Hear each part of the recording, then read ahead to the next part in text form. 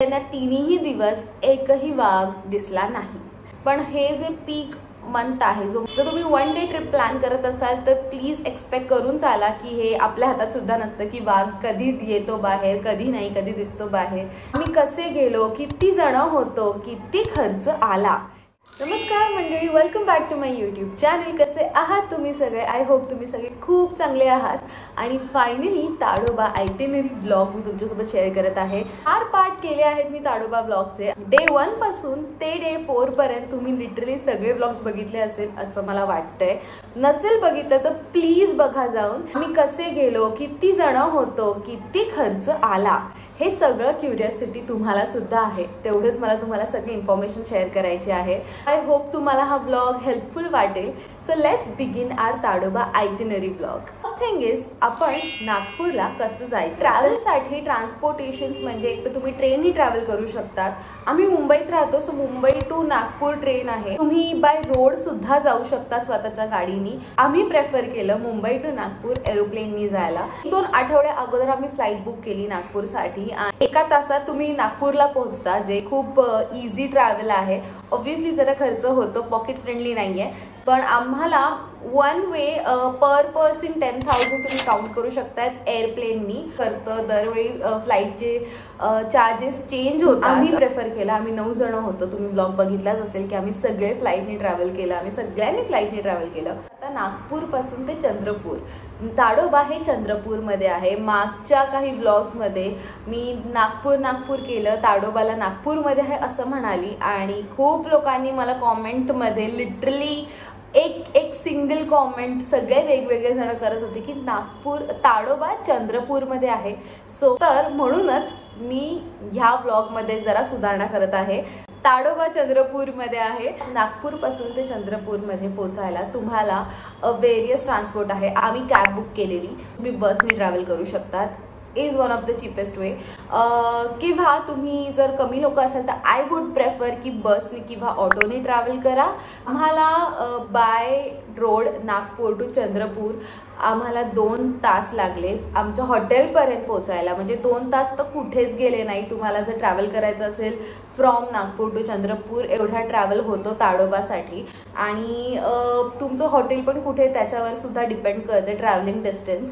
आता कुठे राहायचं, स्टे करायचं, हे खूप मोठा प्रश्न असतो। आणि आम्ही राहिलेलो चिमूर रिसॉर्ट हॉटेलमध्ये। फूड वॉज गुड आणि स्टे सुद्धा डिसेंट होता आणि ॲम्बियन्स खूप सुंदर होतं। तर तुम्हाला जर एक फॅमिली ट्रिप काढायची असेल तर आय वुड डेफिनेटली रेकमेंड। तुम्हाला स्टे करायचं तुम्ही करू शकतात, अजिबात पेड प्रमोशन नाही आहे। होमस्टे पण प्रेफर करू शकतात, तिथे भरपूर होमस्टे आहे। सो मला असं वाटतं की तुम्ही एक रिसर्च करा की कुठे तुम्ही अजून चांगलं राहू शकतात। आणि जर तुम्हाला स्वस्तात, हे जरा रिसॉर्ट एक्सपेन्सिव्ह होतं, आम्हाला I guess 6,000 to 7,000 per night होतं। तर मला असं वाटतं की तुम्ही अजून चीपेस्ट फॉर्म ऑफ लिव्हिंग बघू शकतात स्टे। ताडोबाची ट्रिप मी प्लॅन नाही केली, माझ्या बाबांनी प्लॅन केलेली। सो म्हणून जरासं एक्सपेन्सिव्ह आम्हाला पडलं ही ट्रिप पूर्ण, कारण पूर्ण फॅमिली सुद्धा होती। फॉर सेफ्टी रिझन्स आणि फॉर वेरियस रिझन्स आम्ही एक चांगलं रिसॉर्ट बुक केलं। पण तुम्ही जर मित्रमैत्रिणी असाल और मे बी छोटी फॅमिली असाल तर होमस्टे सुद्धा बुक करू शकतात। और अजून पण चांगले रिसॉर्ट आहेत। आय वुड सजेस्ट की अजून रिसर्च करा, बट इफ नॉट तर तुम्ही ह्या रिसॉर्टमध्ये नक्की राहू शकतात। Best time to visit Tadoba I would say की आम्ही ज्या टाइमला गेलो तो बेस्ट टाइम होता, म्हणजे मार्चमध्ये। आम्ही मार्च 11ला गेलो आणि तेव्हा काय होतं, गरमी सुरू असते आणि गरमीत प्राणी वाघ, स्पेशली वाघ तलावाजवळ असतो आणि वॉटर बॉडी जवळ असतो। सो नो डाऊट तुम्हाला वाघ दिसणारच आहे। आम्ही जसे 3 दिवसाची ट्रिप केलेली ताडोबाला, ताडोबा म्हटलं तर आम्ही 3 दिवस तरी ट्रिप प्लॅन केलेली ही पूर्ण। 11, 12 आणि 13th ऑफ मार्च। 13ला आम्ही रिटर्न आलो, 11ची सकाळची फ्लाईट घेतलेली आम्ही। पहिल्या दिवशी जेव्हा आम्ही ताडोबात गेलो तेव्हा आम्हाला वाघ दिसला नाही। तर पहिले तर 2 झोन असतात तिथे, कोर आणि बफर झोन। आम्ही कोर झोनमध्ये गेलेलो पहिल्या दिवशी, आणि कोर झोन असा झोन आहे जो खूप मोठा झोन आहे। हा पूर्ण इनर एरिया आहे जिथे कोरमध्ये असं खूप मानलं जातं की इथे वाघ दिसू शकतं, कारण इथे भरपूर वाघ आहेत। आणि बफर म्हणजे हा आउटर एरिया आहे ताडोबाचा। तर आम्ही कोर झोनमध्ये फुल मी ठरवलेलं की वाघ दिसणार आहे, पण पहिल्या दिवशी काय आम्हाला वाघ दिसला नाही. तिथे जरासा मूड ऑफ ऑब्व्हियसली होतं, कारण नशीब आम्ही 3 दिवसाची ट्रिप प्लॅन केलेली. जर तुम्ही 1 डे ट्रिप प्लॅन करत असाल तर प्लीज एक्सपेक्ट करून चाला की हे आपल्या हातात सुद्धा नसतं की वाघ कधी येतो बाहेर, कधी नाही, कधी दिसतो बाहेर, कधी नाही. सो आय वुड सजेस्ट की 2 दिवसाची ट्रिप तरी प्लॅन करा इफ तुम्ही येत असाल तर. आणि त्याचबरोबर दुसऱ्या दिवशी आम्हाला लकीली छोटा मटका दिसला. तोही कसा दिसला आणि काय बिहाइंड द सीन्स होतं ते तुम्हाला ब्लॉगमध्ये तर समजणारच आहे. दिवशी छोटा मटका, नयनतारा आणि अजून एक अझारे म्हणून वाघ आहे तो दिसला. 3 वाघ आम्हाला बफर झोनमध्ये दिसले. आणि तिसऱ्या दिवशी आम्ही जेव्हा कोर झोनला परत गेलो तेव्हा काही वाघ तर दिसला नाही, पण लेपर्ड दिसलं, which is once in a blue moon thing होतं. कारण तेव्हा आम्हाला त्या आमच्या गाईडनी सांगितलं की तो 15 वर्ष इथे काम करतो ताडोबामध्ये गाईड म्हणून, पण त्यांनी हा 3ऱ्यांदा लेपर्ड बघितलाय पूर्ण ताडोबात, म्हणजे वी वर लकी. पण त्याचबरोबर आमच्यासोबत ज्या 2 बायका होत्या ज्या आमच्या रिसॉर्टला थांबलेल्या ते सुद्धा ताडोबा एक्सप्लोअर करायला आलेल्या, पण त्यांना 3ही दिवस एकही वाघ दिसला नाही. तर मी तुम्हाला इथे तिथे जाऊन तुम्हाला वाघच दिसणार आहे हे तुम्ही ठरवूनच जावा असं नाही आहे. पण हे जे पीक मंथ आहे जो मार्च टू मे ह्या मंथमध्ये वाघ दिसायचे चान्सेस आहेत, कारण पाण्याजवळ येतात, गरमी खूप असते. सो ऑब्व्हियसली नो डाऊट ते पाण्याजवळच असणार आहेत, तर तुम्हाला दिसायचे चान्सेस आहेत. पण ह्यात खूप पेशन्स लागतं, खूप तास तिथे उभं राहावं लागतं त्या वाघ उठण्यासाठी म्हणा किंवा वाघ आतून येण्यासाठी. तर आम्ही छोटा मटकाच्या वेळी almost like half an hour 45 minutes आम्ही तिथे थांबलेलो की तो कधी बाहेर येईल. आणि लास्टला एकदम म्हणजे सफारी संपायच्या आधी एक 10-15 मिनिटं अगोदर त्यांनी तो बाहेर आला. त्यांनी त्याची झलक आम्हाला सगळ्यांना दाखवली. पण पॉझिटिव्ह सुद्धा आहेत की तुम्हाला वाघ दिसतील, होपफुली दिसतील. पण जर नाही दिसले तर प्लीज सॅड नका हो, पण इट्स एन एक्सपिरियन्स. मी खरं सांगते, जर तुम्ही ताडोबाला जात असाल, तुम्ही नेचरच्या एवढ्या जवळ जात आहात, तुम्ही लिटरली खूप मनापासून तुम्ही एन्जॉय करणार आहात पुढं प्रोसेस. फक्त वाघासाठीच नाही तर मला असं म्हणणं आहे की इतर प्राणीसुद्धा आहेत, इतर माहितीसुद्धा आहे. आपल्या छोट्या मुलांना सुद्धा घेऊन जावा, त्यांना नेचरशी जास्त करून जवळ न्या. मुलांना झूमध्ये नेतो आणि मला असं म्हणणं आहे तर कैदी केलेल्या प्राण्यांना दाखवण्यापेक्षा तुम्ही जे आजाद आहेत आणि जे फ्री आहेत प्राणी त्यांच्याशी त्यांना भेटवा. आपण झू मध्ये न नेता आपण त्यांना ताडोबात नेऊया, आपण त्यांना जंगलापासून जवळ नेऊन प्राण्यांची माहिती देऊया.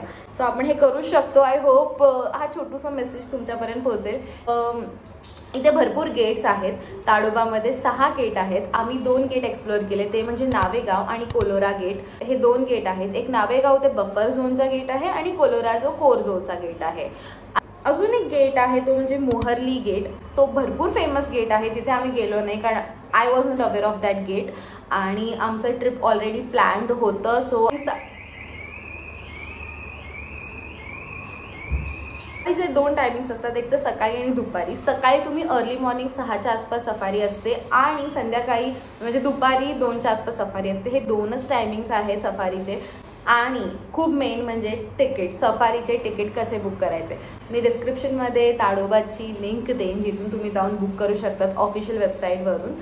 एक गोष्ट जी अवॉइड करू शकतात, प्लीज अवॉइड इट, ती म्हणजे की तिथे जाऊन तिकीट नका काढू, कारण ती ऑलरेडी सगळे सफारीचे तिकीट्स बुक असतात.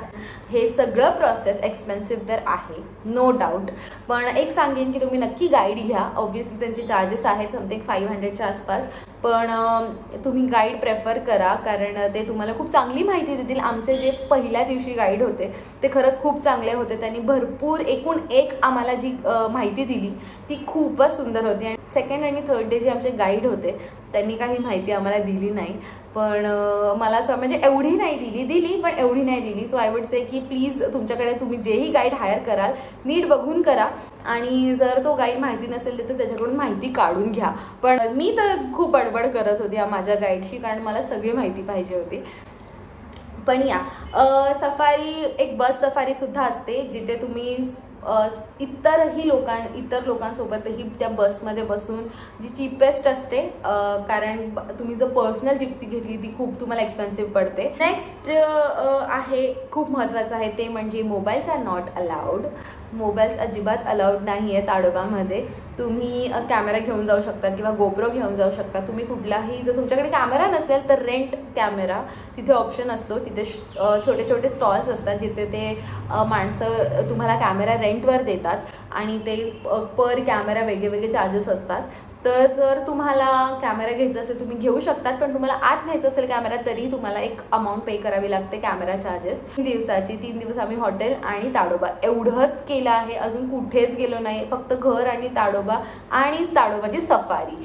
आम्ही नुसतं नागपूरला वाघ बघायला गेलेलो, पण वाघासोबत खूप मस्त जंगल फिरलो, खूप काही शिकलो, खूप मस्त एक्सपिरियन्स होता. त्याचबरोबर येण्याचे पण आमचं येताना सुद्धा आम्हाला जरा लेट झालेलं, कारण आम्ही अजून एका गावात गेलो जे आमच्या सफारी लिस्टमध्ये नव्हतं. त्याचे पप्पा होते म्हणून पप्पांना इन्व्हाइट केलेलं आणि मग आम्ही त्यांच्या एका वेगळ्या जागी गेलो. त्या गावाचं नाव नाही आठवत आहे, पण मी इथे कुठेतरी, ते गाव एवढं सुंदर होतं. तिथे एक सफारी होती. मी तुम्हाला सांगेन की तुम्ही नक्की ती सफारी एकदा तरी व्हिजिट करा. आणि मी त्या डिटेल्स, त्यांची पण एक वेबसाईट आहे, त्या वेबसाईटवर सुद्धा जाऊन तुम्ही बुक करू शकतात. आम्ही जेव्हा तिथे गेलो तेव्हा आम्हाला 2 वाघ एकत्र दिसले आणि 1 वाघ पाण्यात बसलेला दिसला. हे आम्हाला ताडोबामध्ये नाही दिसलं, पण ताडोबा इज एक्सपिरियन्स. लाईक तुम्ही ताडोबात नक्की जावा. पण ही अजून एक गाव आहे जिथे तुम्ही सफारी करू शकतात आणि तिथे सुद्धा एकदा व्हिजिट करा, कारण ते खरंच खूप सुंदर आहे. आणि 2 वाघ एकत्र दिसणं म्हणजे खरंच लक फॅक्टर आहे. पण खूप मजा आली. मी जर कुठलेही पॉईंट्स कव्हर करायला इथे विसरली असेल तर प्लीज कॉमेंट करा. मी सगळ्या कॉमेंट्सना एनिवेज रिप्लाय देत असते. तुमच्याही कॉमेंटला देईल. काही डाऊट असेल let me in the comments below. आता ओव्हरऑल जो खूप महत्त्वाचा प्रश्न आहे मी तो विसरली, तो म्हणजे बजेट किती आला. तर पर पर्सन तुम्ही मॅक्स टू मॅक्स पकडून, आम्ही फ्लाईटनी गेलो म्हणून मी त्याचं रेंज सांगते तुम्हाला. Both ways flight plus stay plus safaris हे सगळं इन्क्लूड करून you can say something around 30,000 per person गेलं आमचं बजेट.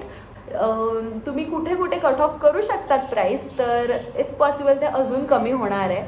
आम्ही फ्लाईटने गेलो म्हणून आम्हाला सगळं एक्सपेन्स तेवढं पडलं, पण तुम्ही जर नीट मॅनेज केलं आणि तुमचं जर एक्सपेन्स कमी करू शकतात तुम्ही, तर तुम्ही अजून बजेट वाचवू शकतात. आय होप तुम्हाला हा इन डिटेल ब्लॉग आवडला असेल ताडोबाचा. जर आवडला असेल तर please let me in the comment section below कसा वाटला. आणि काही प्रश्न असतील बिंदास कॉमेंटमध्ये विचारा, मी नक्की उत्तर देईन. Please don't forget to like, share and subscribe to my YouTube channel. आपण लवकरच भेटू पुढच्या व्हिडिओमध्ये. Till then